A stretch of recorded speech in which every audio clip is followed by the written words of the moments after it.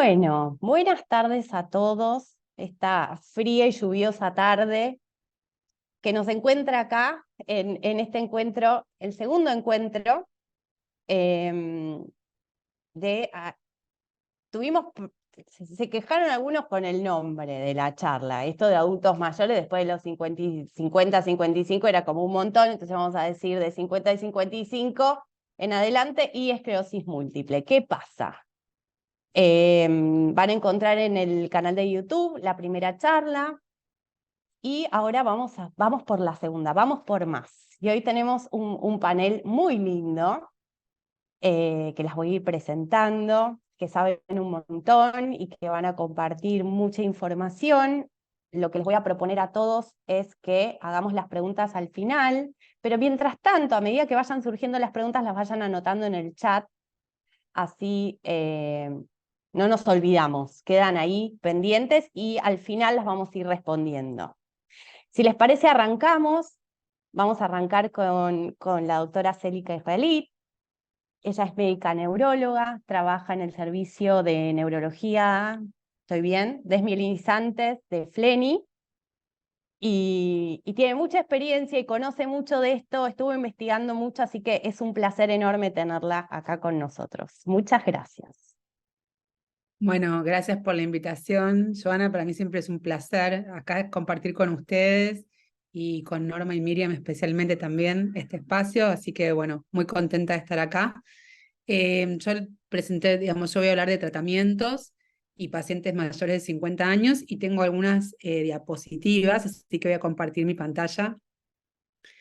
Que el título, bueno, lo podemos un poco cambiar porque es envejecimiento, pero uno en realidad empieza a envejecer a partir de los 25 años, ya empezamos a envejecer todos, ¿no? Eso desde lo biológico como para que lo tengamos en cuenta. Entonces, la realidad es que, bueno, lamentablemente esto es una realidad, pero tenemos que ver, bueno, qué pasa a medida que van pasando los años y qué es lo que va cambiando con respecto a los tratamientos puntualmente. Estos son mis conflictos de interés.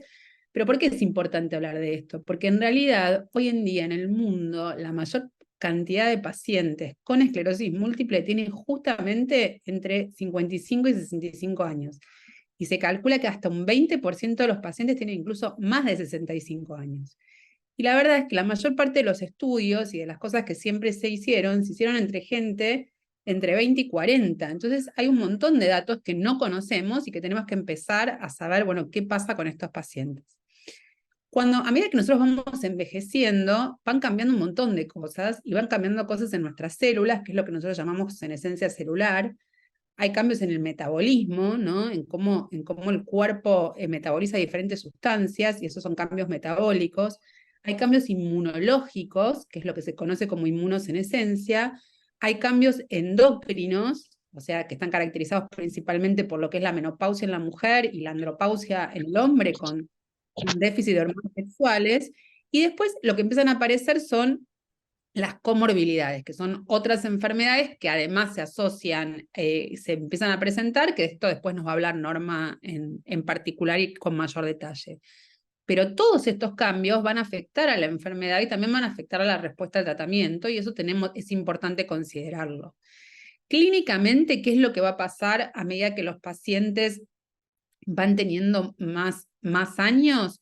En general, lo que se va a ver es que los pacientes van a tener menos brotes, van a tener menos lesiones gadolinium que captan con contraste en la resonancia, pero pueden tener más progresión de discapacidad paradójicamente, ¿no? A pesar de tener menos brotes, puede haber más discapacidad.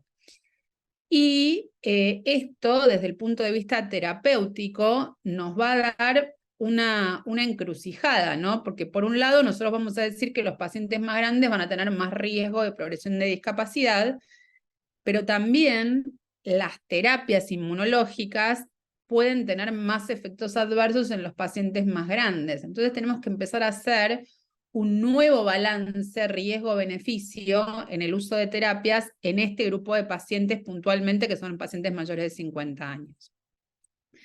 Esto nada, son tablas que no importan, pero digamos, hay que tener en cuenta que, por ejemplo, con algunos fármacos en particular, y les doy solamente a forma de ejemplo, no sé, una droga que se usa mucho, que es el fingolimod, que tal vez algunos de ustedes están recibiendo, el fingolimod puede tener efectos adversos cardiovasculares, por eso la primera dosis se hace con monitoreo cardiovascular, etc. Los pacientes más grandes frecuentemente además pueden ser hipertensos o pueden tener otros problemas cardíacos y eso puede tener una importancia a la hora de usar fingolimod, ¿no? Que tal vez en un paciente de 20, 30 años esto no se presenta, pero en un paciente más grande sí hay que considerarlo. Por otro lado, uno también lo que tiene que considerar es el tema de la eficacia de las terapias, ¿no? Porque como yo les decía antes, la mayor parte de las terapias se probaron en pacientes entre 20 y 40 años y en los estudios que se hacen clínicos, muchas veces los pacientes mayores de 50 a 55 años están excluidos, o sea, directamente no pueden participar de los ensayos clínicos. Entonces, lo que nosotros usamos, que es la evidencia, los datos que tenemos del uso en este grupo de pacientes, es más limitado. Y habría algunos trabajos que sugieren que la eficacia de las terapias empieza a caer a medida que los pacientes tienen más edad. Incluso algunos dicen que no habría diferencia, esto lo vamos a ver acá, entre terapias de las que nosotros llamamos de alta eficacia y de baja eficacia a partir de los 54 años, ¿no? Que usar, por ejemplo, una droga como un interferón o un anticuerpo monoclonal en los pacientes más grandes no sería tan diferente. Y esto obviamente es importante de investigar. De hecho, este año en el congreso más importante del mundo de esclerosis múltiple, que es el ECTRIMS, el segundo premio de este congreso se lo llevó justamente un trabajo que analizaba esto, ¿no? Analizaba las diferencias de respuestas a las terapias según la edad de los pacientes, porque es algo que normalmente nosotros no consideramos y que estamos empezando a entender ahora que sí tenemos que empezar a tener en cuenta. Pero por supuesto, y esto es un poco, digamos, es una realidad, cuando nosotros hablamos de mayores de 50 o 55 años, no son todos los pacientes iguales, ¿no? Porque como pueden ver en esta foto, esta es una paciente de 52 años que hace actividad física 3 veces por semana, que no tiene ninguna limitación en su examen físico, que no tiene ninguna otra enfermedad. En cambio, este es un paciente que tiene 70 años y además ha tenido infarto agudo de miocardio, es hipertenso, es diabético. Esta es una señora de 85 años, pero que sigue caminando 3 kilómetros por día. Esta es otra señora que además de esclerosis múltiple, tiene enfermedad de Alzheimer y vive con requerimiento de asistencia permanente. Estos 4 pacientes que les acabo de contar son todos pacientes que uno podría englobar en mayores de 50 años, pero claramente no son iguales, ¿no? Y tienen características que los van a diferenciar a uno y al otro, más allá de la edad o más allá de decir que, que tienen más de 50. Por eso, lo más importante cuando uno habla de terapias y pacientes mayores de 50 años es poder individualizar el tratamiento, ¿no? Poder elegir para este paciente determinado con estas características, bueno, para ese caso, va a ser el mejor tratamiento para este paciente, ¿no? Y eso es lo que nosotros tenemos que considerar a la hora de elegir una terapia, ¿no? Y también, por otro lado, tenemos que elegir cuál es la terapia, porque obviamente no es lo mismo pensar en una droga bioral, en un inyectable, en un anticuerpo monoclonal, los efectos adversos que pueden tener son diferentes. Eso tenemos que considerar caso por caso, ¿no? En una forma muy individualizada, ¿sí? Eso es lo más importante para entender. Una de las preguntas que nosotros nos hacemos como médicos y que muchas veces los pacientes nos preguntan es si se puede interrumpir el tratamiento, ¿no? Si hay una cierta edad en la que uno dice, bueno, a partir de este momento un paciente ya no se justifica que no reciba una terapia más modificadora de la enfermedad. La realidad es que esto es algo que hoy en día, digamos, la comunidad científica se está preguntando.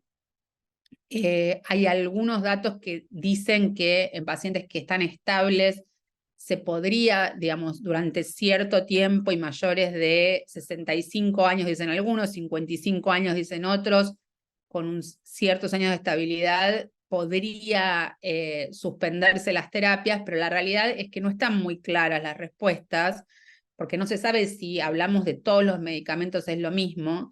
Hay alguna interrupción de algunos medicamentos que pueden ser peligrosos porque pueden dar rebote de la enfermedad, y entonces eso también lo tenemos que considerar. No sabemos más allá de el efecto en los brotes, si hay otros efectos que podrían producirse con la suspensión del tratamiento, por ejemplo, que haya mayor deterioro cognitivo o que haya afectación en la calidad de vida de los pacientes. Entonces son todos datos que hoy en día se están investigando, no tenemos una respuesta única para dar, pero bueno, esa es una de las grandes preguntas que hoy en día se están haciendo, ¿no? Si en algún momento se podría interrumpir el tratamiento en los pacientes añosos. Y como regla general, lo que se está pensando es, más que interrumpir, la posibilidad de desescalar, es decir, un paciente que tal vez estaba con una terapia de alta eficacia, si se lo podría pasar a una terapia de moderada eficacia y recién después de ese desescalamiento evaluar la posibilidad de a largo plazo suspender las terapias, ¿no? Pero bueno, esto es realmente un tema como muy central hoy en día en todo lo que es esclerosis múltiple. Uno tiene que entender que el envejecimiento produce cambios en la inmunidad y estos cambios se traducen en cambios en la forma de presentación de la enfermedad, que hay diferentes manifestaciones clínicas, que el tema de las terapias tiene que ser muy individualizado y que cada toma de decisiones la tenemos que tener basada básicamente en cada paciente en particular. Así que bueno, esto era un poco lo que yo les quería contar de las terapias y seguramente a partir de esto surjan algunas preguntas, pero bueno, las dejamos para el final, ¿no, Joana? Sí, sí, dejamos las preguntas para el final. Si quieren ir anotándolas en el chat, igual está buenísimo. Bueno, Y dale. también les avisé a los que están en Facebook que también pueden escribir las preguntas en el chat de Facebook y las transmitimos acá en el Zoom. Bien. Muchas gracias. Muchas gracias. Y ahora seguimos con Norma Deri. La doctora Norma Deri es médica neuróloga también, trabaja en el Hospital Fernández, en DIM y en CENIR. ¿Estoy bien? ¿Me faltó algún lugar, No, Normi? está bien, No, perfecto. estoy bien. Bueno, bien. Muchas gracias, Normi, por estar con nosotros hoy. Y entiendo que acá hay trabajo en equipo. Miriam va a estar compartiendo la presentación. Así que ahí arrancamos. Bueno, muchas gracias por invitarme a dar esta charla, por compartir la charla con Célica y con Miriam, y bueno, y de estar con los pacientes para contarles un poco qué son las comorbilidades y cómo se pueden presentar en los pacientes con esclerosis múltiple. La siguiente. Bueno, las comorbilidades, ¿a qué llamamos comorbilidades? Como dice acá, son todos aquellos estados de salud o enfermedades que presentan los pacientes antes que aparezca en ellos la esclerosis múltiple o que aparecen en el transcurso de la misma. El mecanismo fisiopatológico que producen estas comorbilidades es diferente al de la esclerosis múltiple y por lo tanto el tratamiento y el control de las mismas también debe ser diferente. La próxima, por favor. Bueno, ustedes saben que la medicina actual y la medicina preventiva, yo sé mucho de la medicina preventiva, incluye determinadas prácticas en el estilo de vida que se tienen que llevar a cabo. O sea, una dieta saludable que controle el peso corporal, es decir, una dieta sana y que nos ayuda a mantener un peso corporal de acuerdo a la altura, de acuerdo a la edad. La actividad física, el hecho de hacer actividad física, el control emocional, es decir, el apoyo psicológico en el caso que sea necesario, y por supuesto la cesación del hábito tabáquico, porque sabemos que hay muchos trabajos que nos hablan que el tabaquismo empeora la progresión de la enfermedad y que ayuda a sumar discapacidad en los pacientes con esclerosis múltiple. La próxima, por favor. ¿Qué pasa? Nosotros tenemos que, gracias a los tratamientos actuales, que desde hace muchos años existen y cada vez son tratamientos más efectivos y que nosotros podemos otorgarle a los pacientes, la calidad de vida de los pacientes ha mejorado. Esto es la experiencia que yo tengo y lo que yo pienso, ha mejorado mucho y digamos, el paciente puede estar absolutamente estable con su enfermedad, es decir, no tener más brotes, no tener progresión de la discapacidad, pero con la edad avanzada, es decir, a medida que avanza la edad, como dijo Célica, hay un fenómeno de involución, digamos, de todos los órganos, de la parte cerebral, y entonces, además, con la edad se pueden incorporar las diferentes comorbilidades. Y estas comorbilidades, si no están bien controladas, pueden sumar a la discapacidad o no, o dar discapacidad en aquellos pacientes que ya tienen la enfermedad y afectar la progresión de la misma. Es decir, supongamos pacientes con hipertensión arterial, pacientes con diabetes, pacientes con obesidad, pacientes con colesterol alto, triglicéridos altos, ácido úrico alto, pacientes que fuman, es decir, son todos factores de riesgo vascular que tenemos que tener muy en cuenta para que estén bien controlados, porque estos dañan la circulación intracerebral, no solo intracerebral, sino de todos los organismos, de todos los órganos del cuerpo humano, y llegan a producir alteraciones en la circulación y la microcirculación, dando lugar a lesiones muy pequeñas dentro del cerebro que se suman a las lesiones que ya se encuentran en el cerebro de pacientes con esclerosis múltiple. Es decir, que esto ayuda a que la carga lesional a nivel de cerebro aumente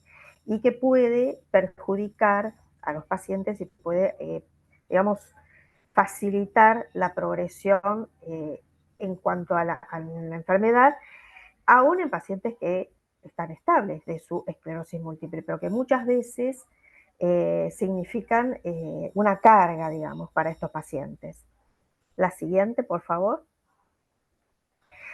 Inclusive se demostró en la obesidad que las células adiposas segregan ciertas sustancias que se llaman citoquinas y que producen alteraciones proinflamatorias a nivel del sistema nervioso central. Y como dije anteriormente, bueno, la hipertensión arterial que no está bien controlada, la dislipemia, colesterol alto, triglicéridos y las enfermedades cardíacas.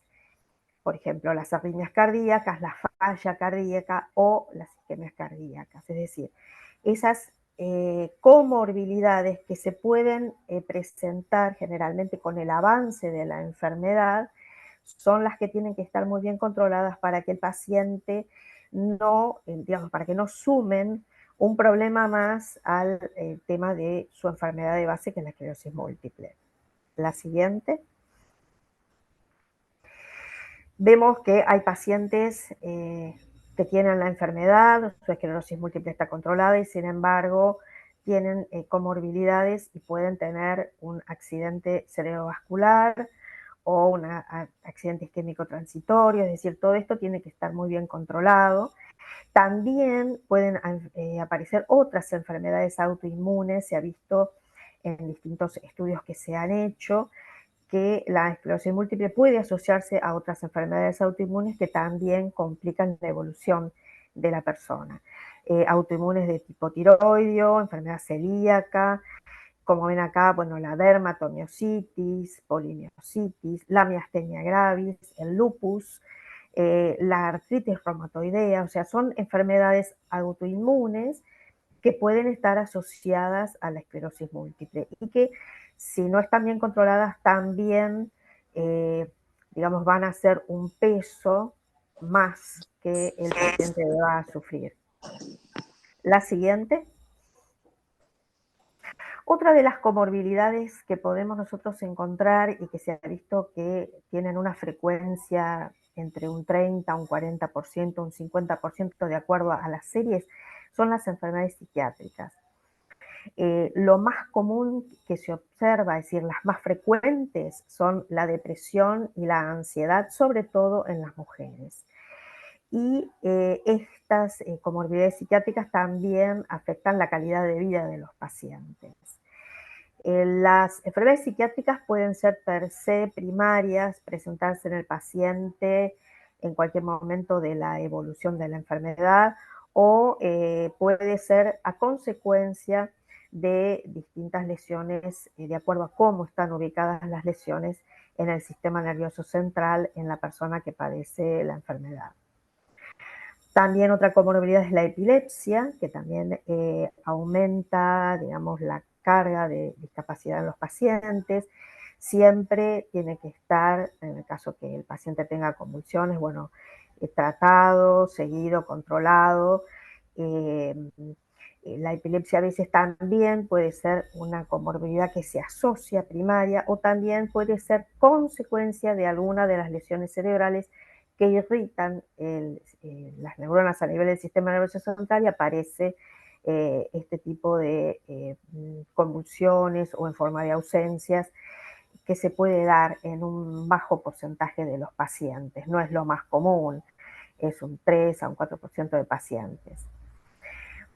Otra cosa es la aparición de enfermedades oncológicas. Estas comorbilidades se ven asociadas, y esto tiene que ver con el buen control que se debe hacer, los controles en la mujer, para controles ginecológicos, en el hombre también los controles urológicos, que se tienen que hacer para detectar tempranamente si existe o no este tipo de enfermedad, porque se asocian determinadas enfermedades oncológicas en el transcurso de la vida del paciente, ¿no es cierto?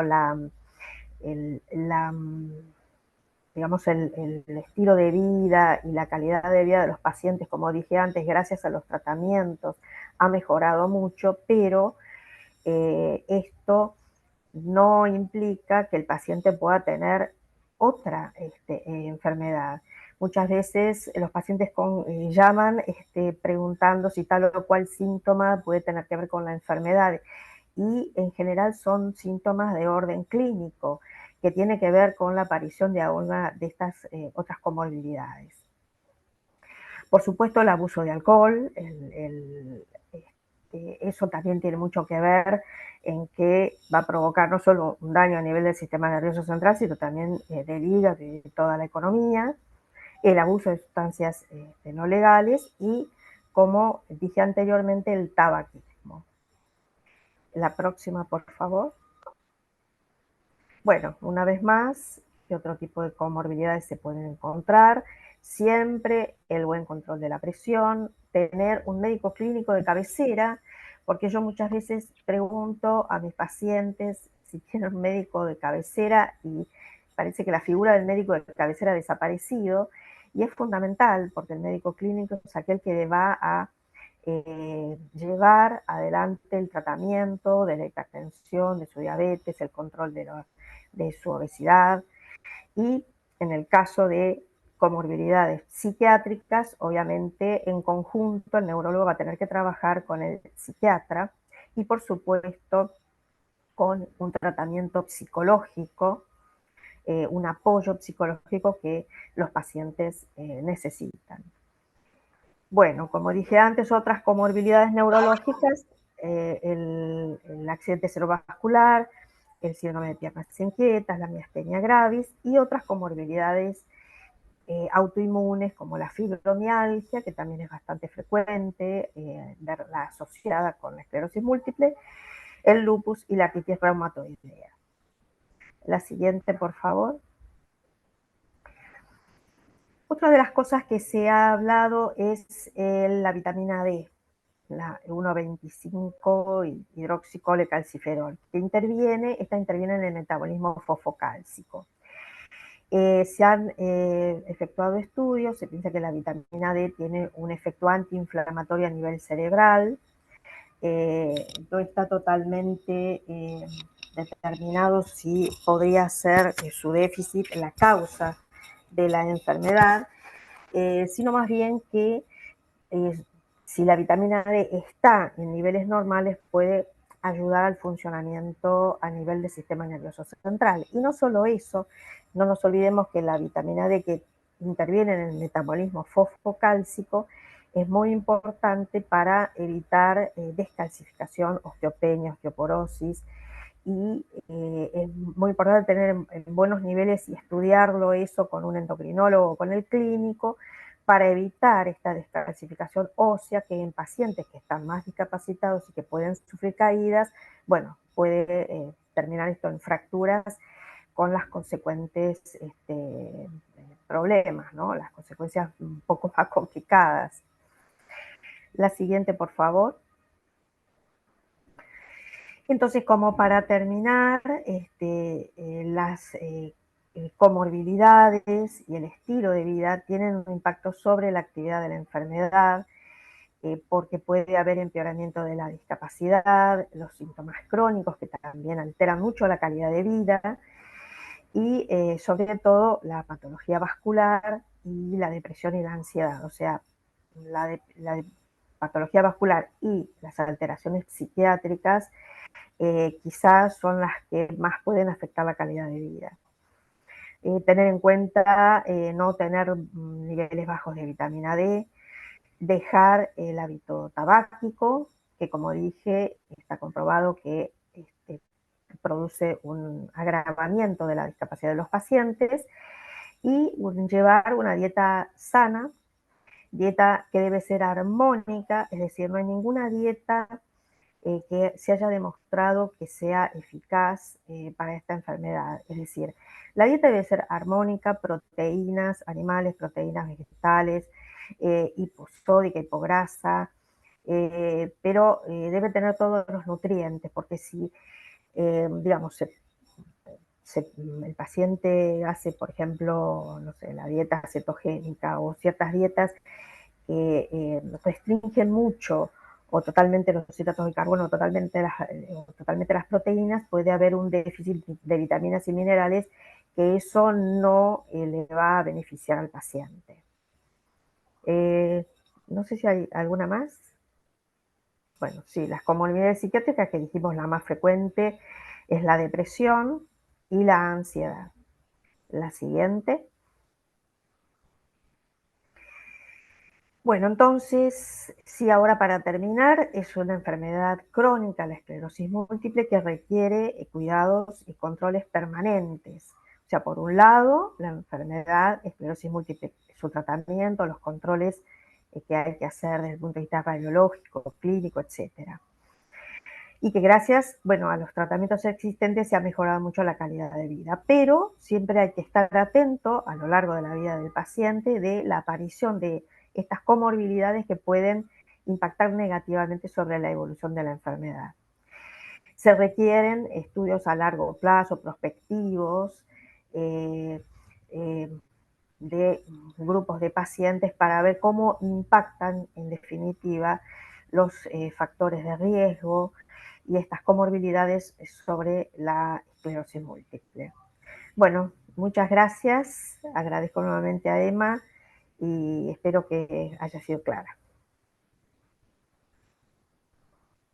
Muchas gracias, Normi. Gracias. Y ahora seguimos con Miriam Scaffa.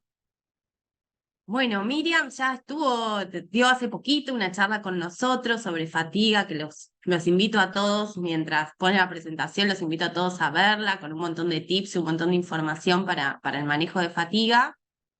Y bueno, Miriam es terapista ocupacional, ella trabaja. Ay, Miriam, me vas a tener que ayudar ahí.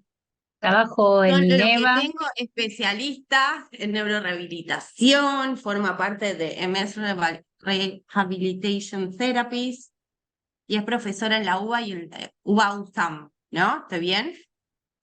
Y tengo una maestría hecha en gerontología, Ahí estamos. específicamente, que he terminado. Bueno, gracias por la invitación, un placer compartir con Norma y Célica. Bueno, el tema de hoy es un poco, digo, hablar de calidad de vida, manejo de fatiga, actividades de la vida diaria en esclerosis múltiple. Yo lo que me planteaba, y creo que para que pensemos, todos hablamos de calidad de vida, sí, hoy en día, ¿y qué es la calidad de vida? No me pasa a mí. ¿Se está viendo bien la diapo? Bueno, ahí pasó. Sí, perfecto. Bueno, Cuando hablamos de calidad de vida, tenemos que pensar primero, lo primero que tenemos que pensar es que hablamos sobre la percepción de cada persona de su posición en relación a la vida, en el contexto, en la cultura, en los sistemas de valores en los cuales esa persona se maneja. Esto dice la OMS.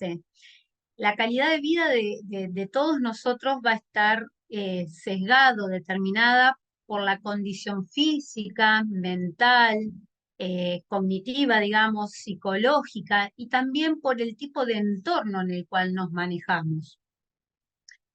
Recién Norma y Célica hablaban acerca de la cantidad de personas, sobre todo Célica, que hoy por hoy hay mayores de 55 años con esclerosis múltiple.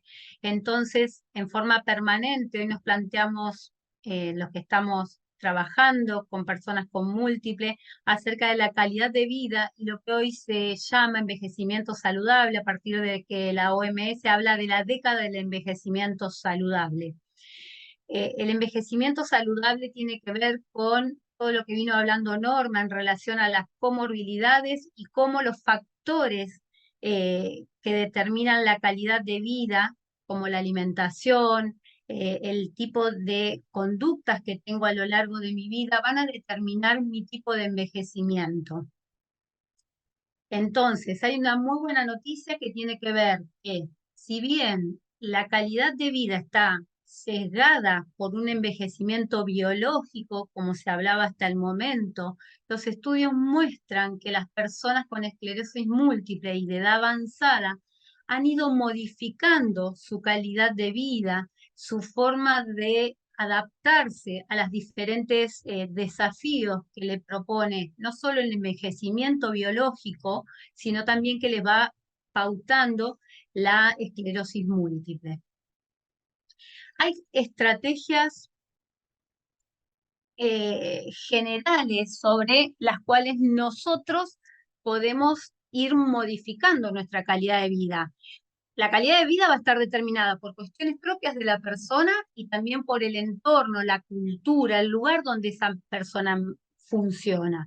Las cuestiones sobre las que yo voy a poder trabajar, que por ahí es interesante que todos empecemos a pensar, es sobre las cuestiones de conexiones sociales. ¿Qué tipo de vínculos yo tengo? ¿Qué tipo de actitud y postura tengo ante la vida? Todo esto que hablamos hoy de pensamiento positivo, aceptación de las limitaciones reales para poder adecuar mi nivel de funcionamiento y mi entorno de acuerdo a los cambios biológicos propios de la senescencia y específicamente que van a estar sesgados por, en este caso, la esclerosis múltiple. Hacer los cambios de estilo de vida, la alimentación, del tipo de alimentación que hablaba la doctora anteriormente, tener una correcta organización en relación a la toma de medicación, tener una correcta atención médica. Y cuando hablamos de atención médica no hablamos solamente de un médico, sino que cuando estamos hablando de atención médica estamos hablando de equipo de salud. Cuando uno convive con una patología crónica, tiene que tener un equipo de salud, profesionales de salud, que tomen las diferentes áreas que impactan sobre mi calidad de vida. Y los estudios muestran otro tipo de factores que son muy importantes como determinantes de calidad de vida, sin duda lo económico, porque veis lo que me va a facilitar recursos para hacer algunas modificaciones sobre mi calidad de vida, el nivel de independencia dentro del contexto que yo me manejo y cuestiones de espiritualidad, creencias y religión. Hay cuestiones como muy básicas que nos pueden ayudar y tener como tips básicos para incorporar en el día a día. Por ejemplo, tener en cuenta los cambios que tienen que ver no solo con mi esclerosis múltiple, sino como decía la doctora anteriormente, sino con patologías o comorbilidades. Tomar notas de cambios a nivel de salud o de pensamiento que voy teniendo a lo largo de mis actividades, para cuando yo tengo un encuentro con el médico poder compartir estos cambios que voy percibiendo.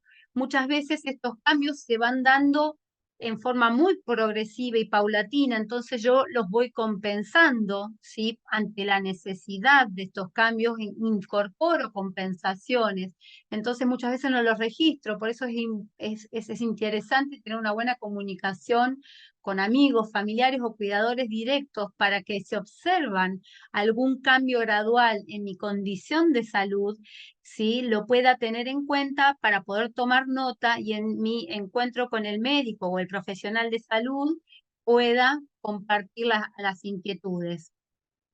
Implementar una rutina de toma de medicación. Esto no es algo menor, porque a medida que voy envejeciendo, ¿sí? Voy incorporando mayor cantidad de medicación que no tiene que ver solo con esclerosis múltiple, que tiene que ver con todo esto que decía la doctora anteriormente, que tiene que ver con un cuadro de hipertensión o con un cuadro de hipotiroidismo. Entonces, estructurar la toma de medicación con alarmas, con un pastillero, pedir ayuda externa de un cuidador, de un familiar, de un amigo que me ayude a armar el pastillero para organizar semanalmente la toma de medicación y evitar olvidos en la toma, es muy importante.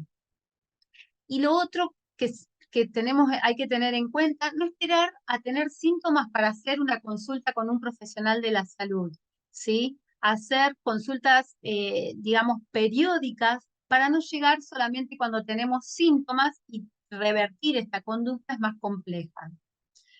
Cada vez más los estudios nos muestran el tema de mantenerse activo. Más allá de la condición de salud, de funcionamiento actual que tengo que tratar de buscar de mantenerme activo. ¿Por qué? Porque todos sabemos y se habla en forma permanente acerca de que esto mejora la capacidad y la tolerancia, no solo para caminar, sino para la función física en general. Tiene un impacto súper positivo sobre la capacidad cognitiva, el funcionamiento cognitivo, el nivel de alerta. Va a haber una reducción de los síntomas de la esclerosis múltiple, va a ayudar en el estado de ánimo, como les decía, y sin duda va a mejorar el estado cardiovascular.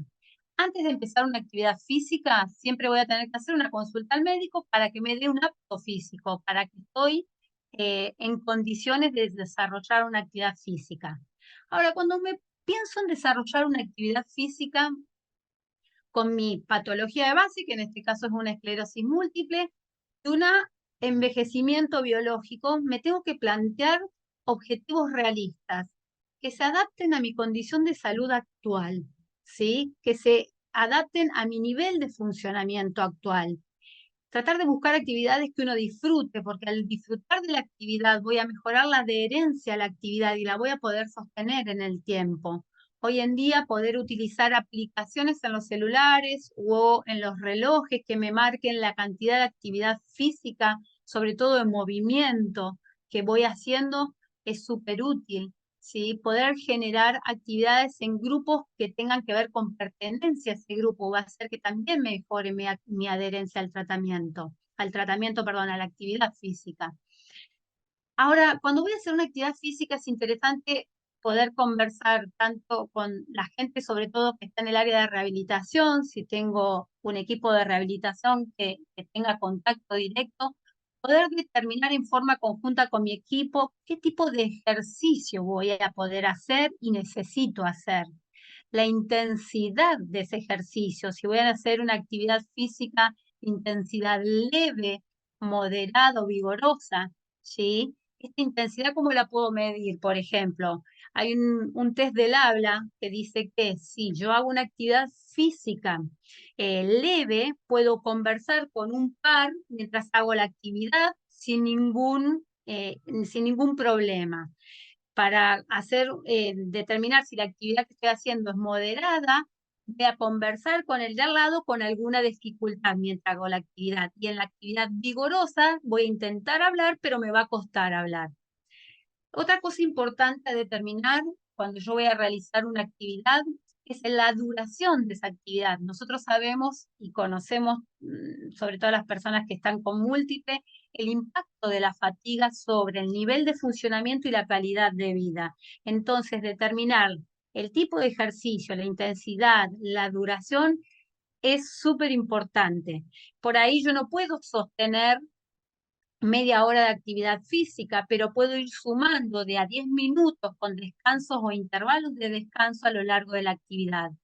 La Asociación Americana de Medicina de Deporte sugiere que las personas deberíamos hacer aproximadamente 150 minutos de actividad física a lo largo de la semana, distribuidos, por ejemplo, en 30 minutos en 5 días a la semana, o cómo lo podamos distribuir a lo largo de la semana.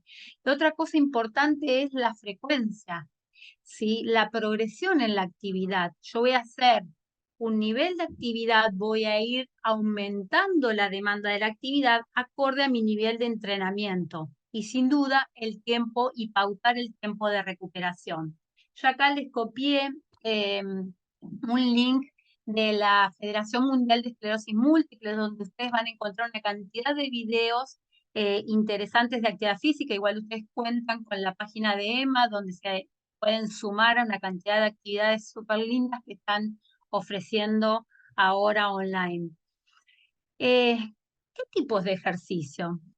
Los tipos de ejercicio que se sugiere que hagamos todos tienen que ver con ejercicios del tipo aeróbico, que van a mejorar mi estado cardiovascular. Necesitamos hacer ejercicios con resistencia, con carga, porque van a mejorar todo lo que tiene que ver con la capacidad, la resistencia muscular. Ejercicios de flexibilidad, porque me van a ayudar muchísimo a mantener los rangos articulares libres, a mantener la calidad de funcionamiento en algunas actividades de la vida diaria. Y también tenemos que entrenar todo lo que son ejercicios neuromotores, todo lo que tiene que ver con equilibrio, ¿sí? Equilibrio de tronco, equilibrio en bipedestación, equilibrio en sentado con diferentes alcances, con diferentes estímulos. Ahora, también tenemos que pensar que hay una actividad física que tiene que ver con el estilo de vida que yo llevo adelante. Entonces, muchos pacientes con la progresión de la enfermedad, sumado a la edad que uno va teniendo, los cambios, nos van demandando cambios en la forma de llevar adelante actividades. Entonces, tenemos que pensar la actividad física en relación al estilo de vida. Es la acumulación diaria de al menos 30 minutos de actividades autoseleccionadas que yo voy a llevar a lo largo del día, las voy a realizar dentro de las actividades de la vida diaria o actividades de ocio. Yo comparto con ustedes, me pareció súper interesante un estudio que fue publicado acerca del costo energético en las actividades de la vida diaria en personas con esclerosis múltiple en comparación con un grupo control de personas sanas. El hecho de, yo acá marqué el hacer la cama, el total de costo de energía que les requerían las personas con esclerosis múltiple, realizar la cama, tenía casi 6.000 kilocalorías más que una persona sana. Lo mismo para subir escaleras. Este estudio que demostró que todas las actividades que tenían mayor demanda desde la bipedestación, desde el traslado y la tolerancia al parado en sí, obviamente se requería mayor reclutamiento energético. Es importante destacar que este estudio está hecho en personas con una limitación funcional moderada. Acá un poco de sugerencias en realidad a lo que les comentaba antes, llevar un control de la actividad. Esto me va a dar una sensación de haber logrado tener logros y sostener la actividad en el tiempo. Implementar adaptaciones si son necesarias sobre las actividades o las tareas de la casa para seguir haciendo actividades y focalizarme siempre en los pensamientos y pensar cuánto te moves cada día, porque muchas veces llega la queja de yo no hago muchas actividades, pero cuando nosotros trabajamos sobre la rutina ocupacional de la persona y empezamos a ver que hace la cama, que tal vez cocina, o que lleva las cosas hasta el lavarropa, hay que empezar a sumar esas actividades de estilo de vida como actividad física en sí. Por eso por ahí es interesante usar aplicaciones que traqueen mi nivel de actividades y uso calórico y de traslados a lo largo del día, ya sea en bipedestación o aún, como decimos nosotros, remando mi silla de ruedas. Vamos a pasar. Siempre hay tenemos que ir pensando que tenemos que hacer un automanejo de mis habilidades en relación a mi calidad de vida. La adaptación en relación a calidad de vida tiene que ser una adaptación continua. Yo voy a ir adaptando mis necesidades acordes a la modificación de mi cuadro funcional y acorde a las demandas externas del entorno. Entonces hay como 6 ítems que son interesantes pensar. Si a mí me surge una situación, un problema, detectar ese problema y pensar con actitud positiva opciones de solución para ese problema. Pensar y ejecutar toma de decisión dentro de mis opciones, pasar a la ejecución de soluciones posibles. Por ejemplo, tengo dificultad para aguantar o tolerar cocinar en parado, entonces busco alternativas de solución de esa situación, como pasar a hacer la actividad en semisentado con un banco alto, donde tenga alcance a estantes altos, pero no tenga tanto impacto de fatiga sobre la actividad. Uso de recursos. Cuando hablamos de uso de recursos, usar la tecnología, que hoy tenemos muchos al alcance y de bajo costo para facilitarme las actividades de la vida diaria, como alarmas para toma de medicación, como esto que les decía del traqueo de la actividad que hago, o de adaptar el ambiente, sacar alfombras en casa para que el costo de mi marcha de un lado hacia otro en casa tenga menos incidencia sobre mi nivel de demanda energética. Tener una comunicación directa con el equipo de salud, que sea bidireccional, buscar profesionales con una escucha activa y que yo tenga una devolución de mis demandas, va a mejorar mi calidad de vida. Implementar las acciones que me sugieren y personalizar la intervención, ¿sí? Por eso siempre la calidad de vida es personalizada en relación a la persona. Analizarme, preguntarme si estoy teniendo una actitud positiva en relación a mi calidad de vida, preguntarme cómo me siento desde el punto de vista físico y emocional, reconocer cuáles son mis puntos fuertes, ¿sí? Y ver si esos puntos fuertes que tengo los estoy aprovechando al máximo para mejorar mi calidad de vida e implementar un plan de acción sobre un objetivo determinado. Es como el dicho, que mucho abarca, poco aprieta. Entonces, determinar cuál es mi pensamiento negativo para poder acotar y tomar decisiones de efectividad en la ejecución de las actividades. Y pensar si tal vez para algunas actividades necesito ayuda. ¿Quién de mi entorno me puede brindar esa ayuda?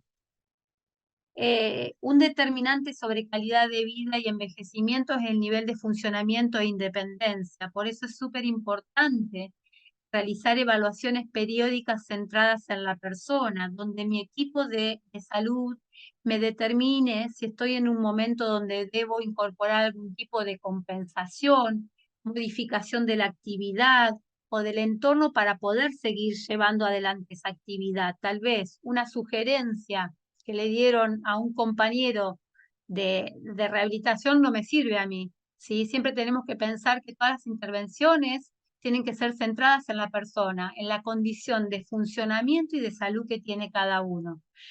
Es importantísimo trabajar junto con la familia, educar hasta dónde es bueno que asistan, hasta dónde dar el espacio de demanda, de asistencia o no, y siempre adecuar la actividad y el entorno para mejorar el funcionamiento. A una paciente mía una vez después de la intervención me planteaba esta frase que les comparto, que ella se dio cuenta que aceptar la ayuda le permitió disfrutar más la vida y no menos como ella pensaba. Me parece que esto es súper interesante. Entonces, es importante determinar que en el centro siempre va a estar la persona que necesita tal vez el nivel de asistencia, y el nivel de asistencia hay que ver si es emocional o de apoyo del cuidador directo, del compañero de vida, o si es física, si tengo que modificar el entorno, poner un asistente de marcha, ¿sí? Ir evaluando. Y cuando hablamos de modificaciones, a veces cosas muy simples como las que les comparto acá, implementar un carrito para poder trasladar los objetos dentro de casa, unas barrales con un elevador de inodoro que me permiten incorporarme fácilmente, o un cuchillo que tenga una toma especial que me permita seguir cortando de forma independiente la comida. un abridor eléctrico o una lupa para algunas actividades. Por eso creo que es importante saber lo que hay que hacer a medida que se va modificando el cuadro funcional de cada uno de nosotros, a medida que vamos envejeciendo, porque esto va a eliminar el miedo para implementar estrategias y seguir teniendo calidad de vida. Gracias. Acá llegamos.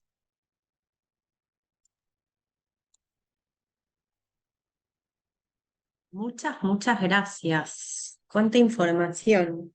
Recién estaba pensando que fueron 2 charlas y resulta ser que fueron 6 mujeres las que estuvieron hablando sobre este tema. No me di cuenta cuando armamos el programa, pero bueno, 6 mujeres hablando de este tema, que me pareció nada, algo para rescatar y que está bueno, me gustó. No importa, reflexión mía. No veo preguntas en este chat, pero sí aparecieron algunas en Facebook.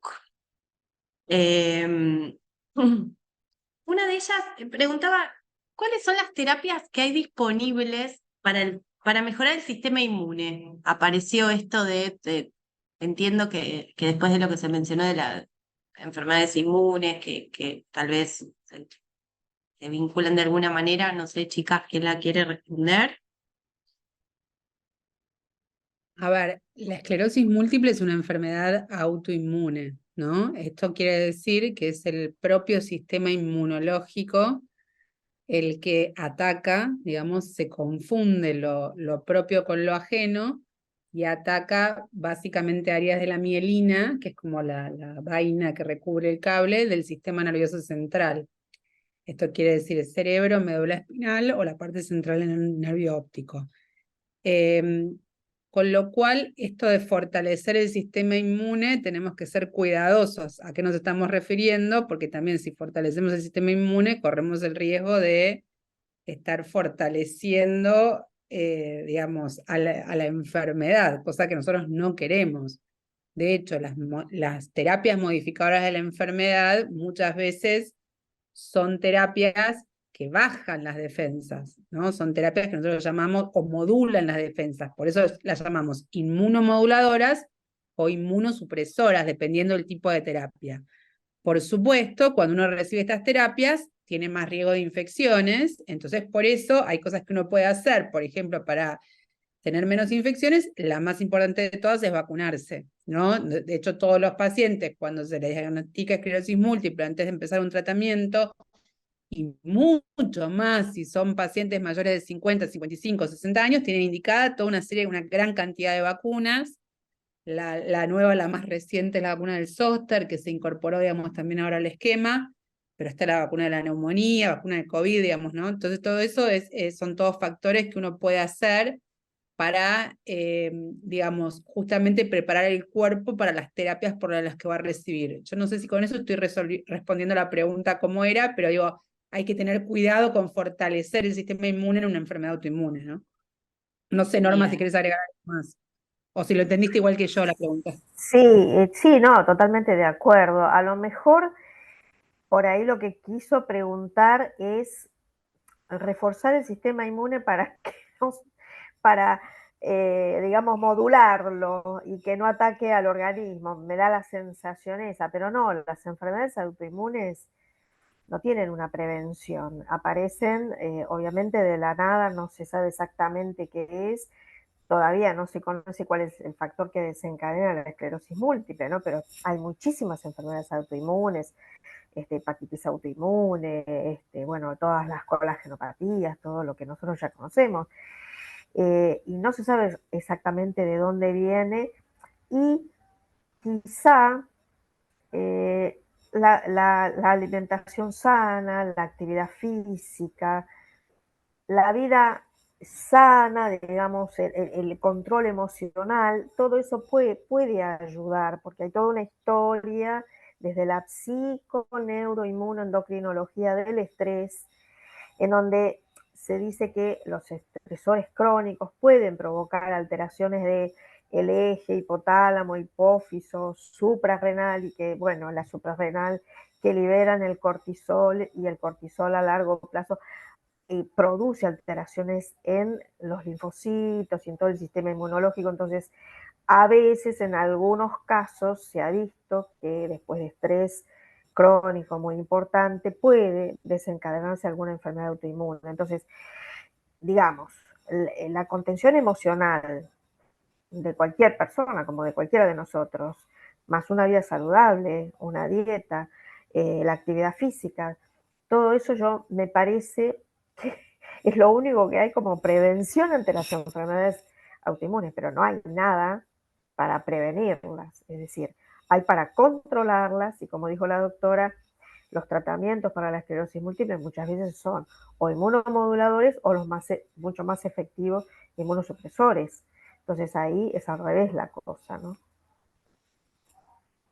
Ahí, como sumando a esta pregunta, dicen, bueno, ¿de qué debo cuidarme con un inmunosupresor? Si estoy en tratamiento con un inmunosupresor. Bueno, cada inmunosupresor es diferente y requiere ciertos cuidados en particular, ¿no? Entonces, no es que, digamos, bueno, no vamos a hablar de cada caso puntual, pero nosotros como médicos en general a los pacientes les pedimos que controlen un hemograma, en algunos casos un hepatograma también, o sea, digamos, en la función del hígado, qué valor de glóbulos blancos tienen.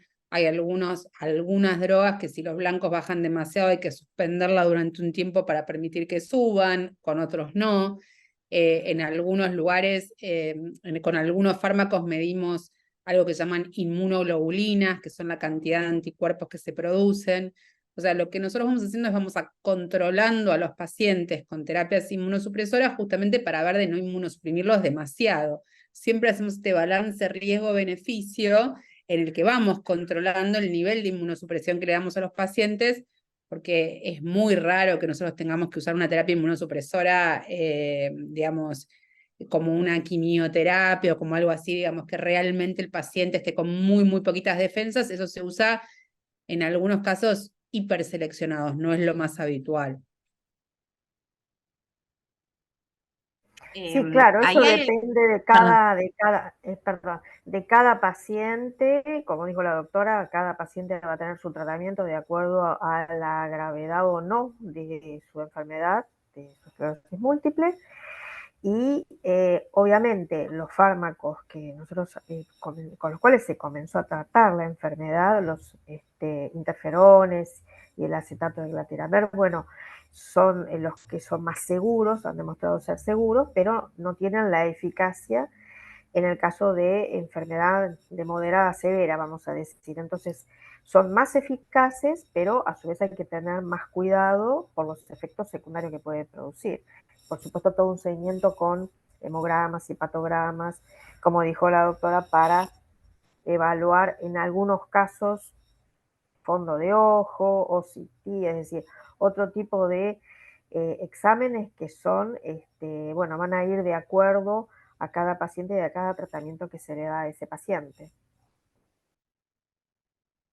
yo quería, hay algunas preguntas que son como muy personales de cada caso en particular, y en estas charlas no podemos hablar de casos en particular porque además cada uno tiene su médico tratante, tiene una historia del paciente, estudios y demás, que no permiten que que las doctoras, por más que saben un montón, puedan responder el caso particular de cada uno. Lo que sí siempre les recomendamos es que hablen con sus médicos tratantes, que toda esta información les sirva para ir más seguros y preguntar lo que necesiten preguntar, armar este listadito de preguntas, llegar a la consulta, poder aprovecharla al máximo, tanto ustedes como el médico también, ¿no? Poder traer determinados temas que les hacen ruido, que quieren saber más y aprovechar ese espacio. Nada, creo que nos pasa a todos que vamos al médico, decimos, ay, sí, le voy a preguntar esto, esto y esto, nos sentamos, hablas de cualquier otra cosa, te vas, cierra la puerta y dices, ay, no le pregunté, estuve 2 semanas diciendo que le iba a preguntar esto y no se lo pregunté. Bueno, el listadito puede servir un montón para aprovechar ese espacio. Una pregunta dice, ¿por qué me agarra cansancio en el transcurso del día? Me parece que esa es para Miriam, que estamos hablando de fatiga.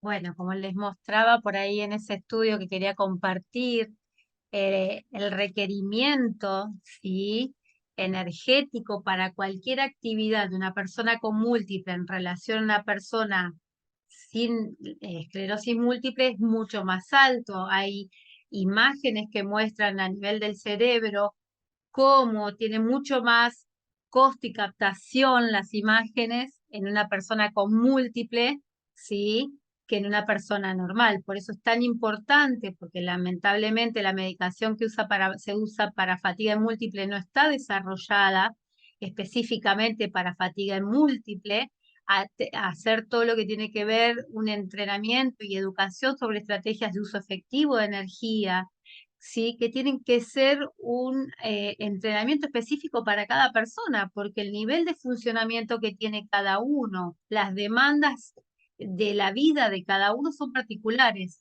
Entonces, si bien uno comparte información en general y estrategias generales eh, para adecuar el uso efectivo de energía, después hay que hacer un análisis específico de la rutina ocupacional de la persona, las demandas de la actividad, las demandas del entorno. No es lo mismo las demandas que tiene una persona en plena actividad laboral, con hijos chicos, que una persona que está ya retirándose, ¿sí? Entonces vamos a hacer una estructuración de la rutina ocupacional para que sostenga las actividades, que pueda seleccionar las actividades que le son más importantes en cuanto, no desde lo productivo de generar ingresos, sino satisfacción.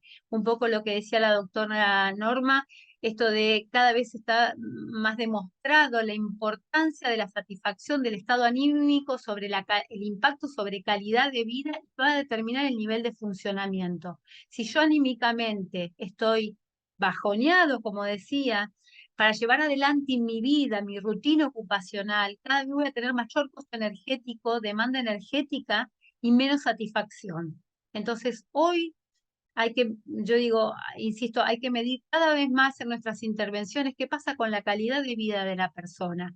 Y la intervención tiene que ser centrada en el objetivo de la persona, no del terapeuta o del médico que está haciendo la intervención, escuchar al paciente. Eso para mí es vital, y ahí muchas veces reconocemos la necesidad real de modificar la actividad de lo que el paciente necesita. Y eso va a bajar el costo energético y mejorar la calidad de vida. Bien. Yo no veo más preguntas. Les están mandando mensajes de buenísima la presentación, un lujo. Mi doctora mandó uno. Ahí estamos. Bueno, gracias por esta presentación. Creo que para nosotros es fundamental que tengan información justamente para esto, para poder identificar qué es la calidad de vida para cada uno, qué necesita de su médico, poder ser más claros. Cada vez más hablamos de las decisiones compartidas en distintas cuestiones, y creo que es clave tener información para poder ustedes saberse protagonistas de todo esto y poder armar equipo con los distintos profesionales que participan, con el neurólogo, el terapista ocupacional, a veces el profe de educación física que también suma, los amigos. En la charla anterior hablamos mucho de esto de lo social, de estar con otros, de cuán importante es el compartir. Independencia no significa no pedir ayuda o no estar con otros. Y tal vez perder también lo que decían en la charla anterior, el jueves pasado, era esto de animarse, de dejar de estar tan pendientes de la mirada del otro, desde algo más de juzgar, sino de animarse, de hacer e ir viendo e ir adaptando. No significa dejar de hacer cosas, sino hacerlas tal vez de una manera diferente. Así que, bueno, muchas gracias, chicas, por este encuentro, por estar a esta hora. Yo sé que tienen días largos y es muy lindo tenerlas y poder compartir este espacio con ustedes. Así que muchas gracias a todos los que se sumaron, tanto al Zoom como al Facebook. Y bueno, seguiremos en este camino y espero el año que viene tener más charlas de estas. Así que muchas gracias a todos. Beso enorme. Gracias a ustedes. Gracias, Chao. gracias a ustedes, gracias. Un cariño grande. Gracias.